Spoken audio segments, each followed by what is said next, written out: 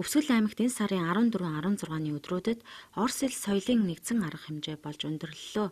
Монгол Оросын хооронд дипломат харилцаа тогтоосны 95 жилийн ойн хүрээнд босон энэхүү өдөрлөгийн үеэр Орос дуу шүлгийн тэмцээн, багш сурагчдын Орос хэлний олимпиад, Орос төгсөгчдийн уулзалт зэрэг олон арга хэмжээ болж Оросын шинжлэх ухаан соёлын төвийн захирал Евгений Григорьевич Михайлов, Эрдэнэт хот дахь Оросын холбооны улсын консулын газрын дэд консул Ольга Шалимова, Оросын холбооны улсын эдийн засгийн их сургуулийн Улаанбаатар хот дахь салбарын багш Сергей Ильич Сандаков нарын хүндэт төлөөлөгчид биеэр оролцсон юм.